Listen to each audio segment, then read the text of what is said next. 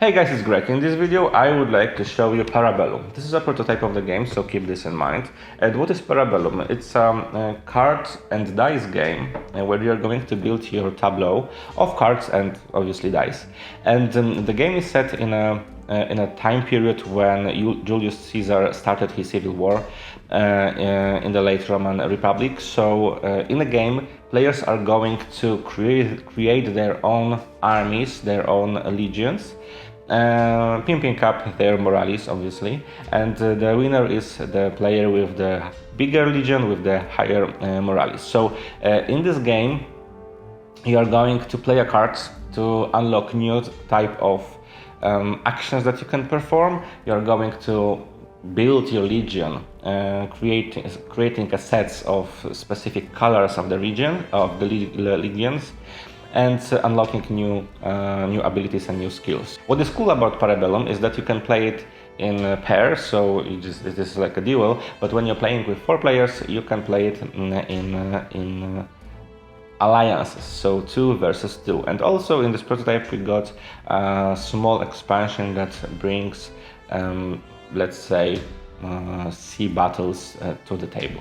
So this is the game, Bellum. As I said, prototype, so components are not final, and I guess nothing is final at this moment. And I think everything can be changed. So if you're interested in this title, just check out the rest of this video. Right, so the game is set on a table. Now let me explain you what you can see here and how this game works, what kind of components are also visible here. So first of all, the game starts, each player starts with this card. I mean, not with this card, but this type of card. This is a starting card where you're going to put your general dice in here with 6 visible pips. And this is going to be like a center of your army, and you're going to add another cards as you can see here and here to your starting cards, and build your army. And as you can see, we have different type of troops. So these are like gray guys, but maybe I will show you more. We also can have like yellow, red, and yellow, green, blue, and in different combinations. So it's not like you can add one card to another. You also need to have a match. Right. So this is how you're going to build your tableau of troops. Now, every time you add another card to your tableau, you're going to add one of the dices, gray or red, depending on the position of the dice. So if you're adding those cards like in here, actually those cards are not added correctly because we have green and gray in here, but it doesn't matter. When you connect those cards like in here, horizontally, you're going to roll a dice and add it over here, and those dice represents morale of your army. So that shows that we have 5 morale, let's say, for this army. And also you need to add one of the banners that are connected to the dice. And we have different types of banners, I mean with different symbols. So in here we have those swords, but also we have different symbols, and you are going to use those symbols and those dice that are connected to those banners with symbols to perform actions. So it is very important what kind of cards you have in your hand, because that determines what kind of banner you possibly want to add to your tableau. Because let me explain you for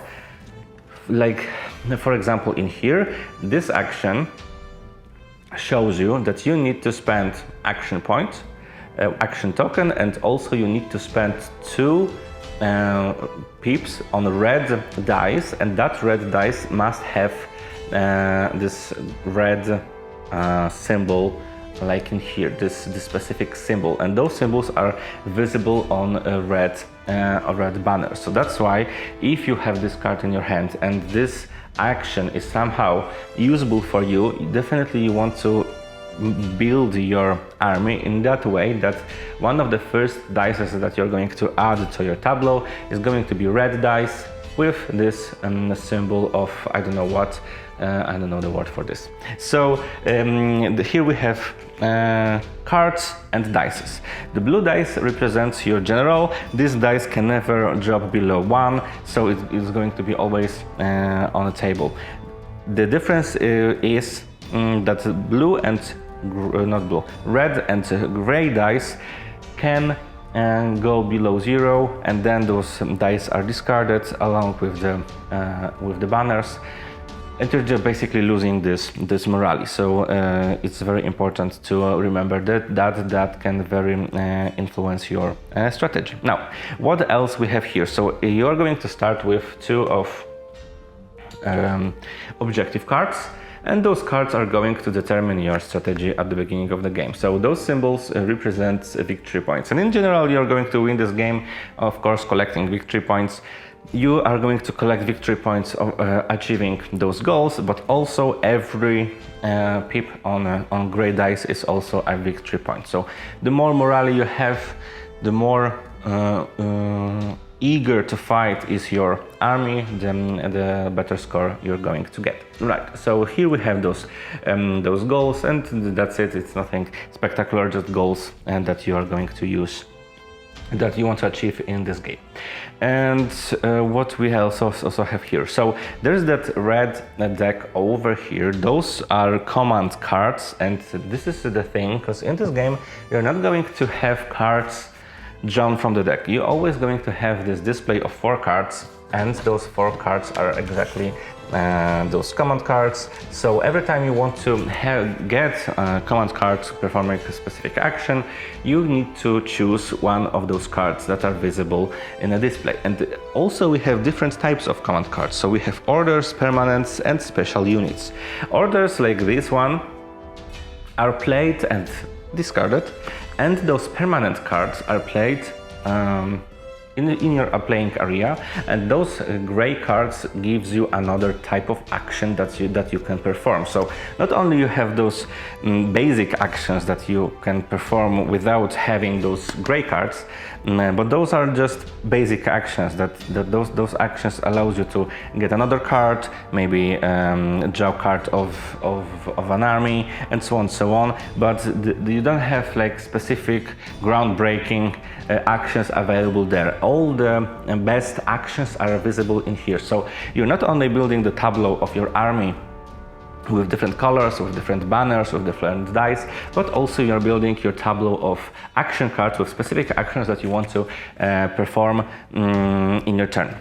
Right, so those are this is another element, command cards. So we have objective cards, army cards, we're building army, command cards. Now another thing is battle cards. So battle card is over here. Maybe I will take it.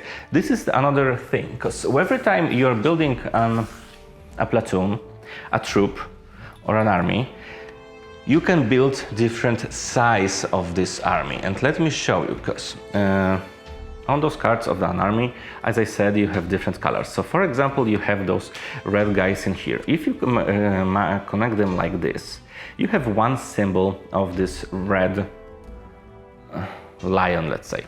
And when you are going to connect another red card, a red army, like in here, so you're building this big platoon with this big troop of warriors in one platoon or troop. I think those are the two correct words. You've built this big army, big platoon, and that allows you to get a battle. This is how we call it, battle bonus. And depending on the color of the platoon that you build, different type of bonus you can get. So in this example that I showed you, you created this red platoon, so you could use this extra ability. It's one time only. And as you can see, we have different colors, so depending on the color of the army that you build, different ability is available to you. And as you can see, we have 5 cards. 1, 2, 3, 4. Somewhere should be 5. Fifth one. We have I think it's only 3. We have 3 cards of these, and see at the beginning of the game you randomly choose one or not randomly, depends on your choice. And different skills are available to you every time you build an army. So this is a very cool element that adds complexity to this game. But that's not all, because we also have those cards, and those cards are event cards. So we have 12 of them accordingly to a rulebook, but in this prototype that we got, we also got an expansion, and this expansion comes with, I think, one additional event card for those ships that are over here. I will explain them at the end. And those event cards are just drawn at the beginning of each round, and those cards are going to change the rules of this upcoming round. So like nothing groundbreaking, but very important in board games, because without those event cards, I think games can be quite quickly predictable and repetitive. And event cards are always adding this a little bit element of surprise. Right, so this is the event deck. And now another thing. So this game can be played with 2 players, and this is like a duel. You're going to fight each other. I think there's a possibility of playing with 3 players, but I think it's the best way is 2 or 4, because in 4-player game can be played in pairs. So you are going to play 2 versus 2, and first of all, here we have again another deck of cards. Those cards represents alliances. So for example, this first one, this card should be placed between 2 members of the alliance. The one player is sitting on this over here on the left side, and one player on the right side. And in the middle, we have those 2 tracks where should be runner token placed. And now, every time when you perform specific action, you're going to move this runner token by 1 to the center of this alliance card. When it reaches the center, you can launch specific action that is assigned to this runner. So again, we have a few of those cards. In here we have 4 of them. I think one of them is added with expansion, because according to rulebook there should be only 3 of them, so I'm not sure what's going on here. I think it's from expansion. And again, another element that gives you adds variety to this game, more factors that you should consider when you're playing the game. Right, so now let me show you the reference cards. So how the game flows and how it works. So first of all, game ends when one of the players draws last card of army cards. So there's the deck of army cards is depleted. Second thing is when the player has completed a legion in all 5 colors. So when we have a legion and we have all 5 colors in one region in one tableau. This is the second condition when the game end is triggered. But how the game works. So round of the game is split into those 3 phases. At the beginning of the phase, first phase is play an army card. So this is a free action. This is the this opportunity for you to play for free an army card and add it to your tableau, and that's it. If you completed some kind of platoon or something, or you connected those 2 cards, you're going to roll gray dice or red dice, and you're going to add specific banner depending on what you need to have to play your action cards. So this is that is only playing a card, and that's it, nothing more. And after that, you're going to perform use actions. So you're going to start with 3 action tokens. Those are those scrolls, and you're going to spend those scrolls to perform actions. But not only you need to spend those scrolls, you also need to pay extra costs depending on the action. So first of all, command, just scroll and you can play an order. So as I said, those are those red cards that you have in your hand, and after playing this card you need to discard it. And for example, this one, add 1 to each of your it's gray to each of your gray dice with value between 1 to 3. So the more gray dice you have in your tableau, it's better to play this card, because you can add 1 to each of your gray dice. Or if you have this red banner with this symbol in your platoon, in your army. Add 2 to each of the gray dices with value between 1, 2, 3. And after that, you're going to discard this card. So this is it, like one instant effect. Another one is deploy, play a permanent or special unit. So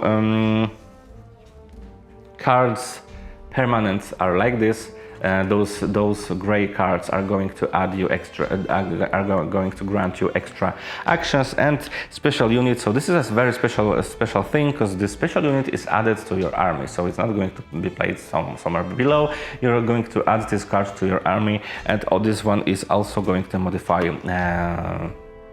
and add some kind of extra bonuses.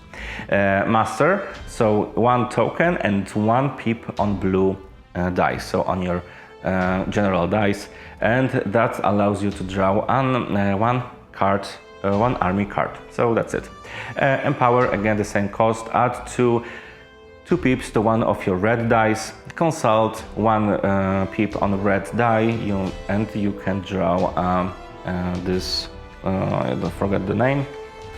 Those red cards, command cards. Yes. Another one, consult. This is the consult. And then motivate, reroll either or both of the gray dice on the same card as this die, and requisition, puts an army card from your hand on the bottom of the deck and gain 1 coin. Coin is like Joker, let's say. You can decide to spend coin instead of